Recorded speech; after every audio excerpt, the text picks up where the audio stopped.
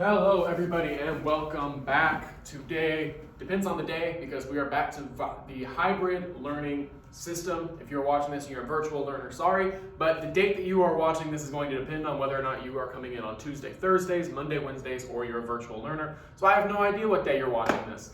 We're going to be talking about the American Revolution. If you are a part of the hybrid model, meaning that you are coming to school either on Monday, Wednesday, or Tuesday, Thursday, then you know that we are talking about what happened in the war in class, and we are talking about the American Revolution, which means the process of creating a new country and what sparked the war online. So we are talking about the American Revolution right now. It's going to look a little weird because this touchscreen isn't working, so you're not going to see a whole lot of me because I'm going to have to be going back and forth between my desk to make sure that we can move the slides. So I'm going to go hit the lights. We're going to try to keep this as brief and quick as possible. We have a lot of information to go over today. We are talking about what sparked the American Revolution. Why did colonists want to be their own nation? We have to get through all of that today. We're doing 3 days of this. We're going over some of the major causes of the American Revolution today. So I'm going to hit the lights, and then I am going to scoot on back to my desk. Excuse me. I will be going back there. I'll be running back and forth. You'll see a little bit of me, but not a whole lot of me, not as much as you usually do when I am standing up there for these videos the entire time. But that's just because I'm going to have to run back there to do that. So, the story thus far, we have European nations that are competing with each other for world resources, military strength, and political superiority.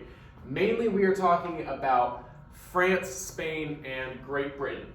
Mostly right now though, we're talking about France and Great Britain and the war that they are going to get into, which we'll talk about here in a second. So some nations were upsetting the balance of power. So there had always been these nations that have all of the power. Mainly Great Britain has all of the power most of the time, and there are some nations that are starting to challenge that.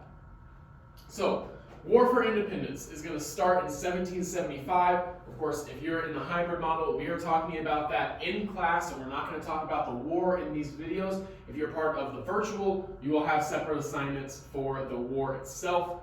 So this is going to cause America to separate from Great Britain, and that's going to end in 1783. That's just kind of an overview of what this unit is. Some of the major causes of the American Revolution and the Revolutionary War. Here's 3. We're going to talk about the French and Indian War, the Sugar Act, and the Stamp Act. Then we'll talk about 4 more a little bit later in class of events that happened that are going to spark major change as well. But first and foremost, let's talk about the French and Indian War. So this is going to be a rivalry between the French and the British. I know it says French and Indian War, but it was a rivalry between the French and the British. And this was over who would take control over North America. So France had a couple plots in Canada that they wanted to really explore, and Great Britain had the colonies that they wanted to expand on that. So these 2 nations are going to go to war with each other because they both want the land in North America. So you have British colonies and Native American allies who are going to fight French and Native American allies. So that's why we call it the Indian War, because Native Americans were the main medium of who was fighting.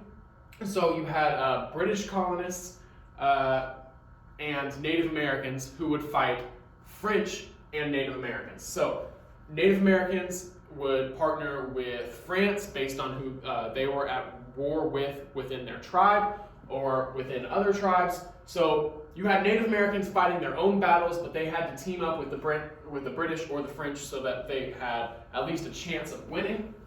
So it was really the British versus the French, but they were using Native Americans to fight for them. So Great Britain's national debt is going to nearly double during the war. And the British are going to expect the Americans to help them pay for that protection. And the war is going to last 9 years. It's also called the 7 Years' War, even though it lasted 9 years. Don't ask me why. It's mainly because for the first 2 years, it was very, very small. And then when the British and the French really get into it, that's when it starts. But the French and Indian War is going to go from 1754 to 1763. It's going to last 9 years. It's also called the 7 Years' War. But during this time, the British are going to spend a lot of money trying to protect colonists and trying to preserve colonial interests so that they can get the French out of there and make sure that all of that land stayed for the British. So Great Britain's debt is going to nearly double during the war. And when the war is over, they're going to expect the colonies to help pay them back for it, since the war was fought in the colonies and for the colonies. So they expect that the colonies should have no problem helping pay that back. So they're going to introduce, as soon as the war is over, in 1763 the war is over, in 1764 they introduce the Sugar Act. This is going to be the first attempt to raise income from the colonies. It's going to be a tax on sugar and molasses not obtained from Britain. So smuggling cases were going to be tried in Great Britain. This is just the first tax that is going to be introduced to the colonies, but the colonies are not going to like these taxes. They do not want to help pay. Then you have the Stamp Act. This is an official government stamp that is required. It's going to be the first internal tax paying for British protection. So the basic way that this worked was anything that you bought that was on paper, so books, pamphlets, playing cards, anything that you bought that was on paper had to come with a British stamp, and that stamp cost money. So it just increased the value of goods, or it increased the cost of goods without increasing the value of them at all. So some more major causes, we're going to talk about the Townshend Acts, the Boston Massacre, the Boston Tea Party, and the Intolerable Acts. And these will be the last four major causes of the American Revolutionary War and the American Revolution that we will talk about today. So, we have the Townshend Acts. So import duties on tea, lead, glass, and paint colors. Money used to pay royal governors. This is going to, it's a series of different taxes that are essentially going to lead colonies to believe that they should have representation in Parliament. So you have this quote that we've all heard before, no taxation without representation. So colonies do not believe that they should be taxed if they have no say in Parliament, which is British government. So if Parliament is the one who's passing all of these laws, and they are taxing the colonies, why should they have the right to do that if the colonies have no say? If the colonies have no representation in Congress, then they shouldn't be taxing the colonies.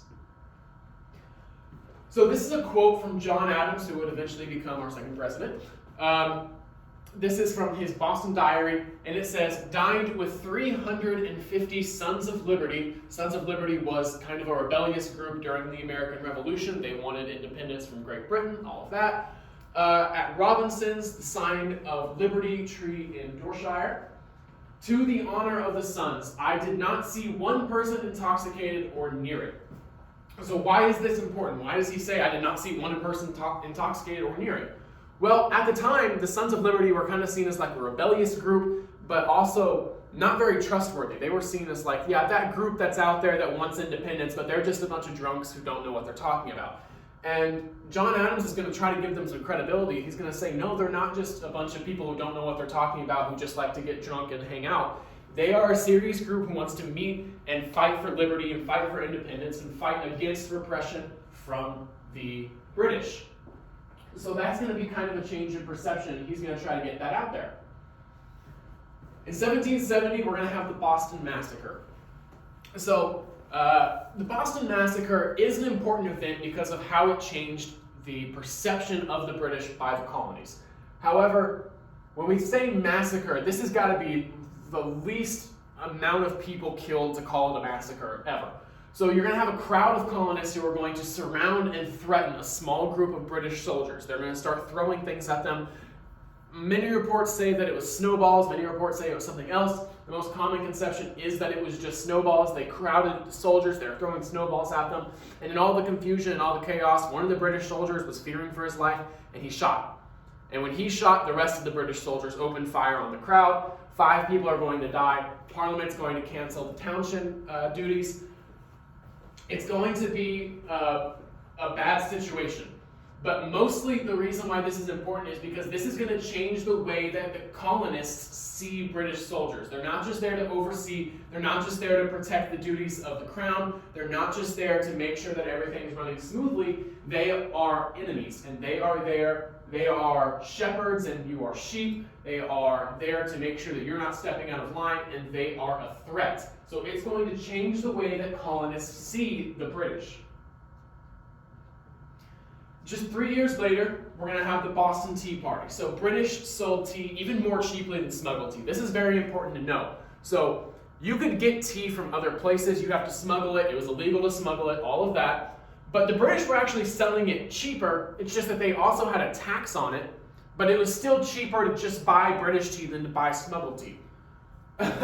So the colonists, they didn't care. They wanted to show the British that they were not on board with what they were doing. So they're going to dress up as Native Americans. The colonists are going to board the tea ships, and they are going to dump the tea overboard.